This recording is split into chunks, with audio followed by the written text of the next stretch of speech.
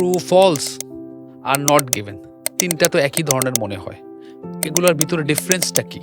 True false not given কোয়েশ্চেনে স্টুডেন্টরা যেই জায়গাতে সব থেকে বেশি প্রবলেম ফেস করে সেটা হচ্ছে তারা টেক্সটটা পড়ে নিজেদের একটা অ্যাজাম্পশন নিয়ে আসে অথবা নিজেদের প্রিভিয়াস নলেজ থেকে আনসার করার চেষ্টা করে।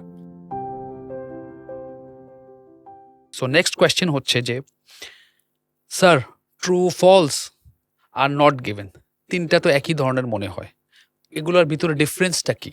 হাউ টু মেক শিওর যে ট্রু ট্রু আলাদা জিনিস, ফলস আলাদা জিনিস আর নট গিভেন আলাদা জিনিস, এটা আমরা কিভাবে, অ্যান্ড মোস্ট ইম্পর্টেন্টলি যে প্রবলেমটা, এটা আমি আমার কাছ থেকে আমার এক্সপিরিয়েন্স দিয়ে অ্যাড করতেছি, সেটা হচ্ছে যে টাইমলি শেষ করতে পারি। ট্রু ফলস নট গিভেন কোয়েশ্চেনে স্টুডেন্টরা যেই জায়গাতে সব থেকে বেশি প্রবলেম ফেস করে সেটা হচ্ছে তারা টেক্সটটা পড়ে নিজেদের একটা অ্যাজাম্পশন নিয়ে আসে অথবা নিজেদের প্রিভিয়াস নলেজ থেকে আনসার করার চেষ্টা করে। তো দেখা যাচ্ছে যে আমরা জানি কিছু একটা এরকম হতে পারে। আমরা অ্যাজাম্পশন থেকে যেহেতু এইটা বলা আছে তাহলে ওইটা হবেই। সেই থেকে আমরা ট্রু দিয়ে দিই।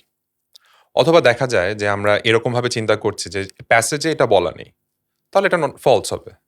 সো এই কনসেপশনে স্টুডেন্টরা যে এইভাবে ইনফরমেশনটাকে পারসিভ করছে এবং দেন এইভাবে তারা ডিসিশন নিচ্ছে, এখানেই তারা ভুলটা করে ফেলে। আমাদেরকে চিন্তা করতে হবে যে প্যাসেজে কি ইনফরমেশনটা কিভাবে দেওয়া আছে। সো যেই স্ট্র্যাটেজিটা আমি স্টুডেন্টদেরকে সাজেস্ট করি সেটা হচ্ছে স্টুডেন্টরা যেন নিজেদেরকে কোয়েশ্চেন জিজ্ঞেস করে। সো ফর এক্সাম্পল বলল যে আমাদের তো কোয়েশ্চেনে বলা আছে যে Bangla the main export product from Bangladesh is rice. So student নিজেদেরকে কোয়েশ্চেন করতে পারে যে বাংলাদেশের মেইন এক্সপোর্ট প্রোডাক্ট কি রাইস? প্যাসেজ পড়ে যদি আনসারটা আসে ইয়াস, তাহলে এটা হবে ট্রু। যদি প্যাসেজ অনুযায়ী আনসারটা হয় no, there is something else, some other product, তাহলে এটা হবে ফলস।